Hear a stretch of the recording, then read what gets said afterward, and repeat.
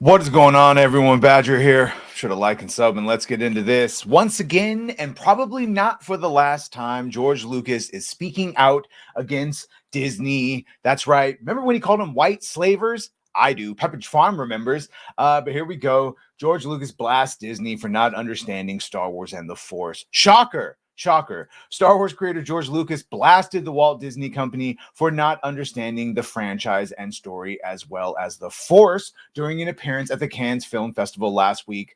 The Hollywood Reporter detailed that Lucas informed a crowd, "I was the one who really knew what Star Wars was, who actually knew this world because there's a lot to it. The Force, for example, nobody understood the Force." He added, "When they started other ones after I sold the company, a lot of the ideas that were in the original sort of got lost, but that's the way it is. You give it up. You give it up." Oh, and George had only you not given it up. Um, uh, Lucas is famous for criticizing Disney for its literally famous for criticizing Disney for treatment of Star Wars after he sold his company to them back in 2012. Ahead of the release of Force Awakens in 2015, Lucas described Disney as white slavers. He said, "These are my kids, all the Star Wars films. I loved them. I created them. I am very intimately involved with them. I sold them to the white slavers that take these things." And yeah, oh God, I do remember that. Disney CEO Bob Iger also noted that Lucas felt betrayed by Disney in his book, The Ride of a Lifetime, Lessons Learned from 15 Years as CEO of the Walt Disney World. After detailing how Lucas had written a number of outlines for a sequel trilogy, how he made sure to purchase them and then chose to go a completely different direction with the sequel trilogy, Iger said, "Now, in the first meeting with him about future of Star Wars, George felt betrayed, and while this whole process would never have been easy for him, we'd gotten off to an unnecessarily rocky start." I actually was naive enough back in the day because Marvel was doing good at the time. They at least appeared that they were adapting things mostly accurately, because you're always going to lose something in translation. And there were so many, of course, Kathleen Kennedy says it's not like we had, a bunch of books and novels and things like that, comic books. We did. So I thought, man, maybe they'll just take all the comics. Of course, they're going to say it's not canon. That's fine. There were always different levels of canon. But I thought, they'll take all the best things, Luke and Mara Jade and Ben Skywalker and Han Solo and Leia and Jason and Jaina and Anakin, maybe the using Vong, and just the fact that Luke built a better Jedi and learned all the mistakes. No, went another direction. Again, would have been I thought for sure Jaina and Jason would be the stars. Jaina primarily female. No. Instead, we got Rey Palpatine. And George has been trying to warn us, tell us that this isn't Star Wars ever since. During an appearance at the East Harlem School at Exodus House in October 2020, Lucas answered a question from a seventh grader, Jeremiah. "The world has changed so much since the first Star Wars movie. How do you think that the changes in the fight for racial justice will impact the Star Wars universe going forward?" It's a polite way of asking, are they going to DEI it up? Creator of Star Wars answered, "I don't know. I mean, I kind of lost control of Star Wars, so it's going off in a different path than that." He added, "But the first six Star Wars films are very much mine and my philosophy, and I think that there are only six Star Wars films.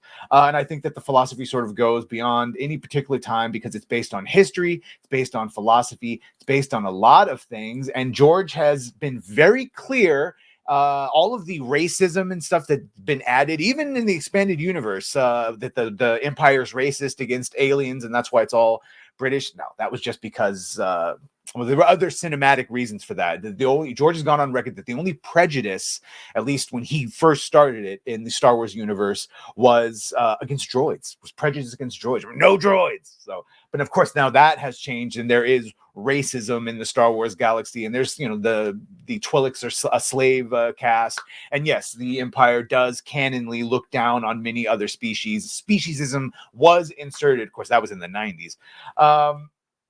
Let's see. It's highly likely that Lucas's conception of Star Wars and the Force will continue to be maligned by Disney in its upcoming The Acolyte series. Oh, it 100% will be, especially since Harvey Weinstein's former personal assistant, Leslie Headland, says she has permission to use all the canon to make all of the men uncomfortable. That's a different one, but you get the idea.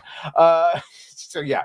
actress Amanda Stenberg. I don't trust anyone that doesn't know how to spell Amanda. Amanda Stenberg told Empire that the show is set in a time in the galaxy where the way people use the Force is in canon. It's very expansive, doesn't necessarily have the more rigid conceptions that it might have later in the Galactic Republic. She added, so that provides us the opportunity to maybe explore the different way this character relates to the Force. And I'd wager it wasn't so rigid had you actually been paying attention to actual Star Wars books and novels back in the day. Of note, Lucas comments also appear to contradict Lucasfilm's marketing push that Dave Filoni is Dave Filoni, the biggest shyster they have, is the heir to George Lucas, or that he was George's apprentice. Lucasfilm attempted to spin this narrative back in September while promoting the Ahsoka series. The Mandalorian creator Jon Favreau recalled in this featurette a set visit from Lucas. George visited the set when we were filming the lightsaber fight in the Japanese garden in season 2, and I think he was really encouraging of Dave stepping up to his role, and so George would turn to Kathy and myself and be proud of Dave. He said he was Dave's teacher and Dave was his apprentice. Lucas had also previously claimed he had no apprentice while discussing the Revenge of the Sith with CNN back in the early 2000s. When asked if he wanted Star Wars to continue after he passed away, Lucas said, no, I've worked it out to where when I do it in terms of the films that I'm doing, that will be the last.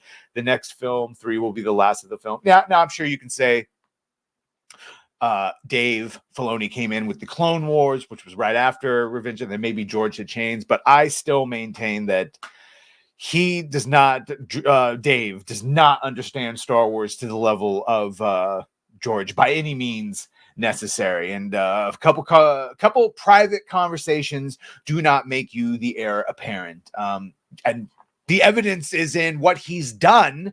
So clearly, it's not the best, most George Lucas Star Wars he's ever seen in the past 10 years. And Dave Filoni has been more or less in charge, despite what people want to think. He has been the creative overview for at least 5 years now. So Dave isn't the hero, he's the villain, unfortunately, and that will only be proved more and more. He was oversighting on Kenobi, and he was oversighting on, he did all of Ahsoka. Ahsoka sucked. So yeah, Dave ain't the one. Dave ain't the one, and probably, like I said, not the last we will hear of George. Unfortunately, he just never should have sold. He never should have. His cope now, because there was another article I didn't cover, but his cope now is the reason people don't like the prequels is they saw the original trilogy when they were kids, and when they saw the prequels, they weren't kids, and that's why they don't like them.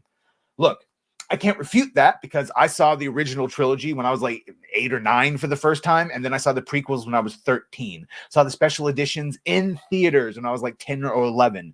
So I liked all of those, and I hated the sequels, the Disney sequels, not Star Wars, but I was an adult. So are you going to say the reason I liked those because I was a kid, and the reason I didn't like the sequel trilogy is because I was an adult? Or is it because Rey was an insufferable character and it wasn't nothing to do with her gender or the fact that they made Luke pathetic and blah, blah, blah, and all the actual reasons? So, yeah. Let me know what you think of this. Be sure to like, share, and sub. I still care about Star Wars. I know we all say we don't care about Star Wars. People said they didn't care about Doctor Who, and then they got what they got with Ncuti Gatwa, Nurse What, and whatever. So, yeah. Let's see what Acolyte has in store for us, even if it's not Star Wars. That's George's Star Wars. It's just legal fan fiction. But still, let's see. Be sure to like, share, and sub. If you have done that, thank you. If you're going to do that, thank you. And hi, Alyssa. Well, bye.